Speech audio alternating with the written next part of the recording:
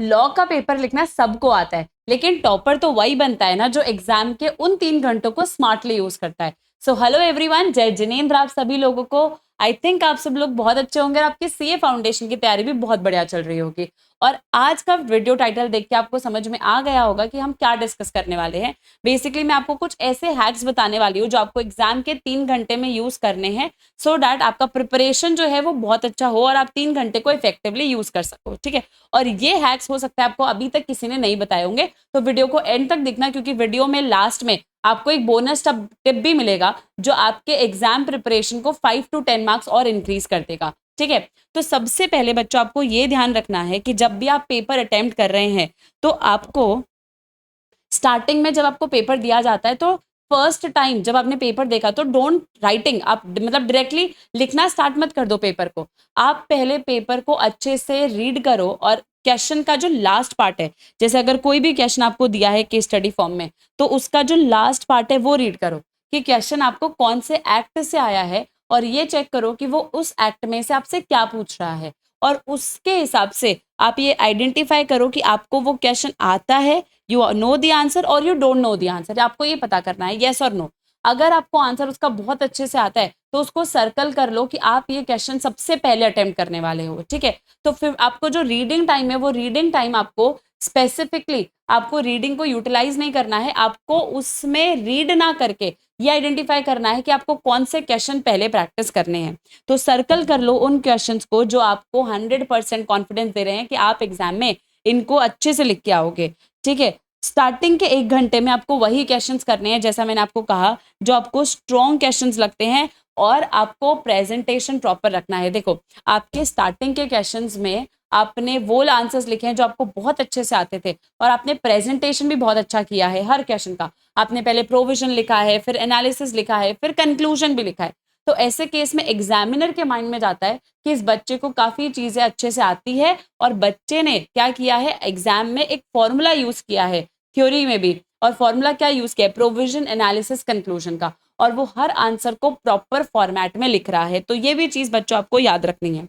जो second hour होता है उसमें आपको वो क्वेश्चंस उठाने हैं जो आपको थोड़े से ट्रिकी लगते हैं, आपको लगता है कि उनके आंसर्स आपको उतने बेटर तरीके से नहीं आते, तो वो क्वेश्चंस आप यहाँ पे लोगे।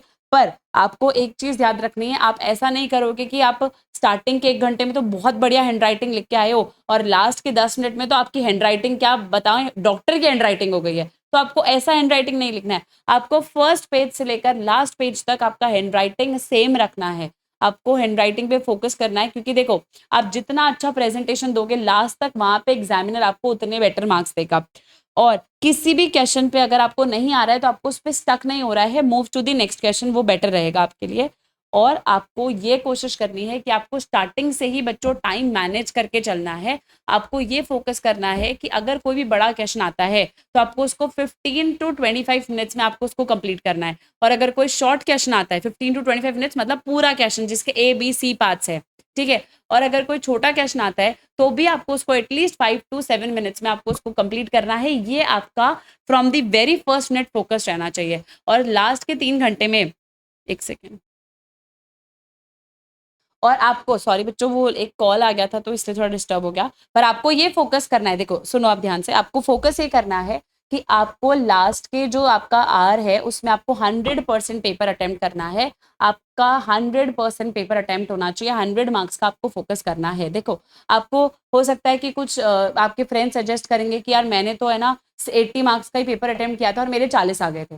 देखो बच्चों, 80 मार्क्स का पेपर अटेम्प्ट किया था, 40 आ गए थे या 50 आ गए थे, इट्स अ एक्सेप्शनल केस, ये जनरल केस नहीं है। जनरल केस होता है कि 100 मार्क्स का आपने अटेम्प्ट किया है, तब आप जाके अच्छा अटेम्प्ट, अच्छे मार्क्स 40-50 मार्क्स आप ला सकते हो। अगर आपका लॉ में कीवर्ड्स आपको उतने अच्छे से याद नहीं होते या फिर आपका इंग्लिश उतना अच्छा नहीं है, तो आई सजेस्ट कि आपको 100% पेपर करना है एज पर जनरल व्यू। ठीक है, आपको एक चीज और ध्यान रखनी है लास्ट आर्क में, कि आपके पूरे क्वेश्चन में आपको जितने आंसर्स आपने लिखे हैं आपको कीवर्ड्स हाईलाइट करने हैं। और बोनस टिप आपके लिए ये है, जो बच्चे नहीं करते हैं आपको करनी है।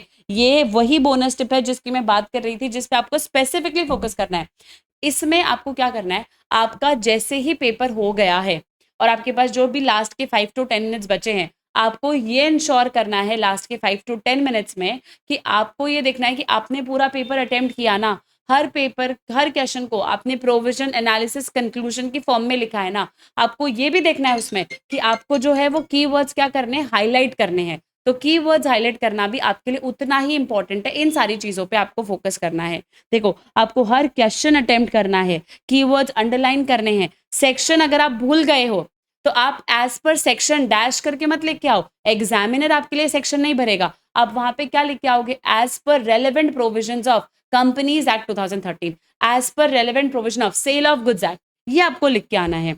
और प्लीज मुझे आप ये जरूर बताओ कि आपको इन सारे हैक्स के बाद आप मुझे कमेंट सेक्शन में बताओ कि आपको कौन से क्वेश्चन सॉल्व करने में ज्यादा प्रॉब्लम आती है। डायरेक्ट क्वेश्चन सॉल्व करने में प्रॉब्लम आती है जहां आपको लर्न नहीं होता, या फिर आपको केस स्टडी के आंसर्स फ्रेम करने में ज्यादा प्रॉब्लम आती है। तो मैं अपना नेक्स्ट वीडियो उसी से रिलेटेड आपके लिए बनाऊंगी। Till then, all the best everyone, see you all, take care, have a nice day.